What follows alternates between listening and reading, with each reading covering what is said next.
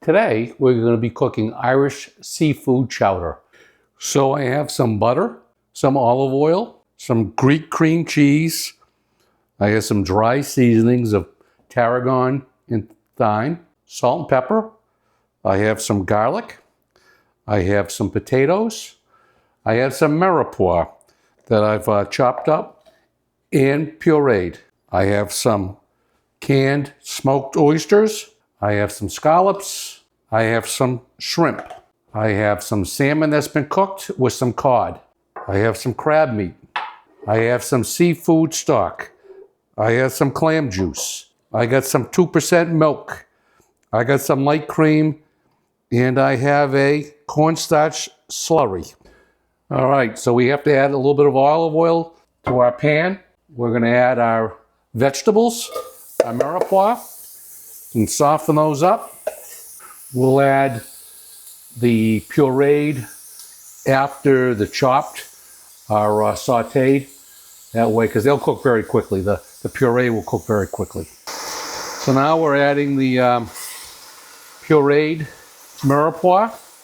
We want to keep stirring because you don't want it to stick to the bottom and burn. And we want to blend it well together. We're going to add our garlic. And you want to cook this until you smell it. And then we're going to add the potatoes. Okay, so now we're going to add the potatoes. Now we add our fish stock, seafood stock, clam juice.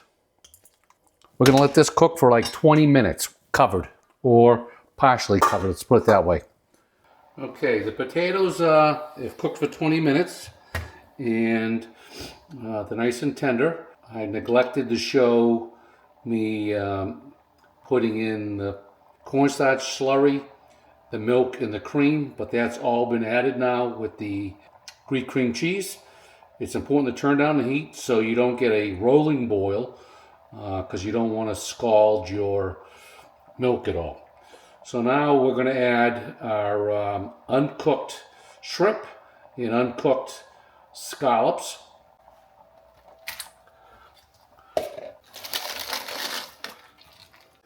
We'll give that, I don't know, maybe 5 minutes or so to cook. Then we'll add in our oysters, our crab, and salmon. Those have all been cooked. Now I usually add my dry seasonings at the very end because I just want them to be fresh and make. I am adjusting the seasonings. I just took a taste. Need some salt and pepper. The shrimp looks like they're cooked. Now we're going to add our crab meat. That's 12 ounces of canned crab meat. We have our fish, and that will break up as it stays in there. Now we have our oysters. I'm adding the olive oil and everything in. Leaving the oysters whole. My wife does not care for oysters, so I don't want to hide them. I just want to have them in there and so they're visible. So now we'll give this another 10 minutes of simmering. I will add my dry seasoning at the very end. And I may add some butter for the mouthfeel. I think I was told recently when I was in Ireland that the butter does 2 parts, 2 important items in this chowder. One, it helps create a nice velvety mouthfeel. And also, the Irish consider butter a seasoning. So we're using Kerrygold butter, which is a authentic Irish butter. Okay, we're back. It's time to taste the chowder. That's good. I think the salt is good and the pepper is good. Now we're going to add our dry seasonings and mix those in. And I think I'm going to add the butter. Whoops. So much for being neat. All right, I'll add the butter, let that melt.